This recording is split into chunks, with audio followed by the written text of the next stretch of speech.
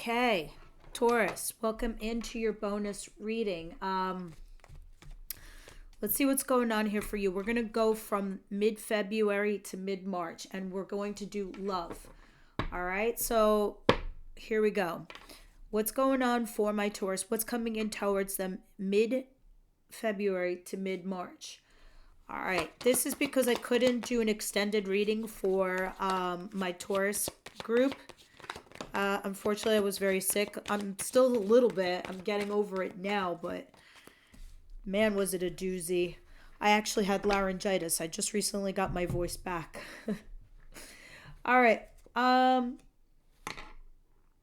Seven of Wands in reverse and the Two of Cups in reverse. This is almost like giving up on a relationship or giving up on a couplehood here with somebody. Give me a moment, please.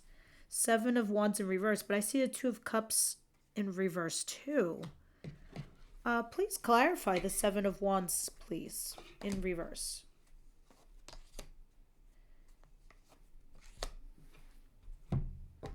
The King of Pentacles is here, which is someone like you. Taurus, Capricorn, Virgo energy. Eight of Wands. Trying to take action here, going back and forth. You're verbally conversing here with this person, this earthy person. But the Page of Swords in reverse is telling me there's a lack of trying here, lack of trying to get more information, or there's a lack of communication, lack of information or communication. And then the Seven of Wands in the upright position, it's like defending yourself or resisting something. But in the reverse, it's like you're not even bothering. You're like, whatever. I don't even care. Like, sure, come at me. You're like, okay, well, now we know what that's all about. What else is going on besides this individual? I see that's going to be the biggest issue you're going to have, Taurus. Just letting you know. What else is it that Taurus does not see coming their way?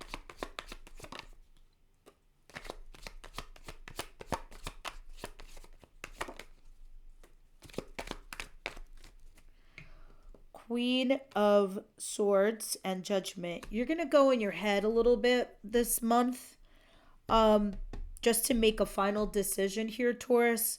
You're like, what's the most logical and practical way of going forward from here? So you really are going to think about this because you're coming out as the Queen of Swords and Judgment. You're trying to make that final decision. You're lifting the sword. You are being above board, but you are going in critical mode. You're not feeling, you're not saying, okay, I'm looking for stability. You're like, I really need to think about this clearly and make a logical decision. Because at the bottom of the deck, I do see the Four of Wands. This is you stepping up. This is you upgrading in something else. I think this is you calculating your steps forward.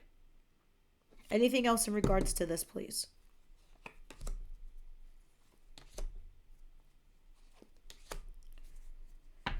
Well, that thing that was toxic, or if you had a third-party situation, it comes to light. Everybody's aware of it. Everybody knows what's going on. So all this toxicity comes to the surface, right? And this is why you're making that tough choice. That's why you're making this difficult decision and you're making that judgment call. Interesting. What else can we expect in this month for Taurus, please, in regards to their love life? Empress energy, that is pretty much Taurus, and the Fool, Aries energy. You're going to take a leap of faith and a risk. There's going to be a fight or a breakup or something big is going to happen where it just changes your world. It changes the foundation of this relationship with this one particular individual. Now, this is the bulk of what's happening for you guys mid-February to mid-March. So say you are dealing with two people, right? It's telling me the most concentrated actions of this time period for you, Taurus, is going to be with this individual. You dealing with this mess, this issue. So you can clean a path forward with maybe perhaps someone else or something else. You're going to take this leap of faith and a risk. And for me, usually the Fool is you going on a solo journey, okay? For example, this is Alice in Wonderland card, right? Alice jumps down the hole and she doesn't know what to expect. She doesn't know what she's going to encounter. She's just like, fuck it, I'll go. She jumps. She leaves. The reason you're doing this though is because you're trying to manifest something into your life. Even like symbolically with Alice and Alice in Wonderland, she not only was she just curious, she wanted a change. She also wanted to know what was true. She also wanted to know what was reality. You know what I mean? Like, was she really crazy? Did she really see a bunny go down a hole? Like, what would happen to her if she went down the bunny hole? So you're kind of doing this with yourself because you know your worth and your value, because you know you're not crazy, because you know that there's something bigger and better out there, and because you want to manifest change in your life. And that's what the Empress denotes to me here. You see? This is almost like, you see Alice and this is the Empress. It's almost like a figment of Alice's mind. I'm not saying you're deluded or crazy. I'm just saying this is a depiction of you. It's like your inner self coming out as in a material force.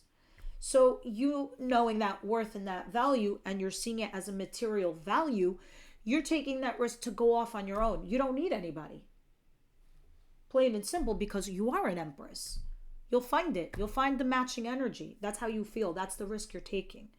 All right. And this is what shakes up your whole world. Now, let's skip ahead and we're going to do something interesting. For those of you that are new to my channel, this is what we do in the extended readings for Taurus. We're going to think about the person that's on your mind. So we're definitely talking about one individual. Maybe the person on your mind is someone else. I don't really know. You think about them. Because now we're going to start delving into that individual. Universe, angel, spirit guides, for the person on Taurus's mind, please tell me how they emotionally and or romantically think and feel for Taurus, please. So those of you that are not my members, this is what it looks like in our extended readings. Now, for Taurus, please, the person on Taurus's mind, how do they romantically and or emotionally feel for Taurus, please?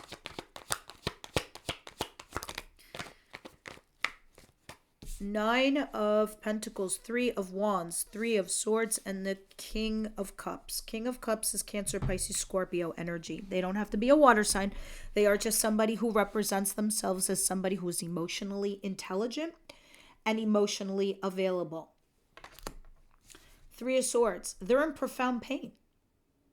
They're dying and crying. Three of Wands. They're waiting for you, or they're waiting for their ships to come in, or they're waiting for something, maybe a phone call from you, perhaps, something. Nine of Pentacles. They're single to mingle, like a tasty little Pringle. That's how they feel. Two threes. Guys, right off the bat, third party situation. This person is sitting here thinking like to themselves, please clarify it, but I'm pretty sure they're thinking, yeah, I'm here to rock and roll in love. I'm here, I'm open, I'm vulnerable, I'm available, but I'm sitting here left out in the cold. You know, maybe you reached a peak or a plateau. Somebody here is younger or more immature. I don't know, but they were definitely trying to manifest something here. But as far as their feelings are concerned, they're dying and they're crying. They're sitting here waiting, pining by the window, single, emotionally available for you. Whoever's on your mind. All right, let's continue.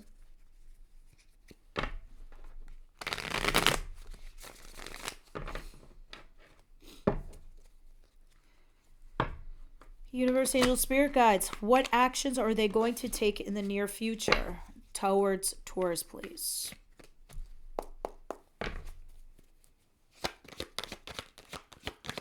Well, seeing as we saw the Three of Wands, I don't know what kind of action they would take.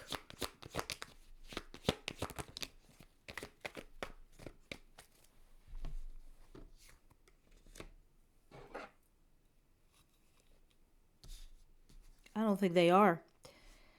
I think they're sitting there trying to, well, here's your earth sign again. Capricorn, Virgo, Taurus energy. Does not have to be an earth sign. This is just somebody very stable. Maybe these are the two individuals you're thinking about or you have in your life, or it's one and the same, and these are the energies that they carry. This person has their shit together, financially, mentally, all of the above. And because of that reason, they are thinking of you, the Empress, as somebody worth their time and value. However, they're sitting here not communicating with you. They're not doing much. In fact, they're doing the Chariot. They're minding their own business in a way. Why? Because on one avenue, they're sitting here pausing and reflecting on the time and energy they spent with you, and if it's worth reinvesting in you and keeping that investment alive between the two of you. The other portion is them just doing themselves, meaning like going to work, living their life, trying to keep going how they've been going with the Chariot. They're staying focused regardless of the positive and the negative. It's like this, right? You're in a car, but you have a destination, right? And you're behind the wheel, you have a destination, you know you're going to, like, I don't know, Wendy's or some shit because you're starving. Simple. Maybe you're so hungry that you're not even focusing on the people on the sidewalk. It could be your person. You might notice them, you might not. That's the Chariot. You're so focused, regardless, whatever, positive or negative. People could be fighting and screaming and yelling on the sidewalk. You're not looking at it. It could be your lover or the person that you're dying to see. You're not looking at it because you're starving. Now, maybe you're not. Maybe you use your peripheral vision and you actually look outside the windows as you're driving to Wendy's and you notice your person. Then maybe you might stop. That's the Chariot. Chariot is a force. It's an energy. Right? And this person is behind their wheel driving. So the priority in their head is going to Wendy's. You're not the priority. If they see you, they may or may not stop unless you flag them down. So that's kind of what it is. And they're not exactly communicating with you. So they're just kind of like there in a way. And I think mainly because of the original part where we pulled to see how they feel about you was they're sitting there waiting for you, I guess, to make a choice, a decision. I have no idea. You would know because I just read the cards. What is their intentions towards Taurus?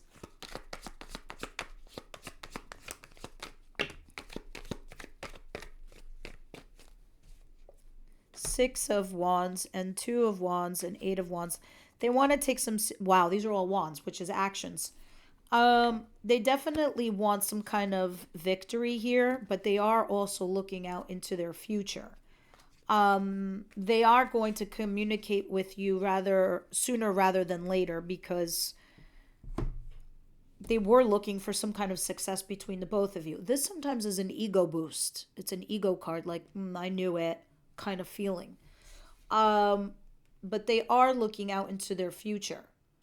This is something when you do this Two of Wands action is a solo driven kind of thing when you make a decision to just go out off on your own and then taking those action steps with the Eight of Wands to do such a thing.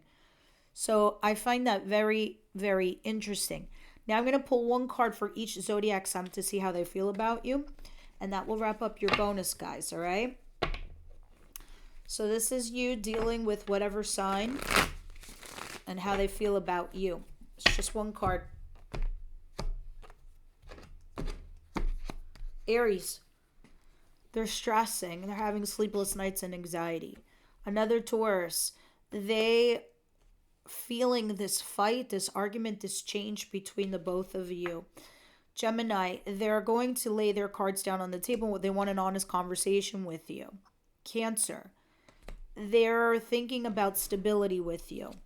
And they think that they can have it with you. Wow. And right after that is Leo. They also see you as nurturing, loving, kind, caring, and you are a stable force for Leo. Virgo, there's unrequited love here. It's like a runner-chaser dynamic. Libra, fresh new start in love, so some of you could have just met a Libra as well. Scorpio, the cat comes out of bat, the truth comes out with whatever. The secret is revealed with Scorpio, whatever that is. Sagittarius, you're their desired, you're their wish fulfillment.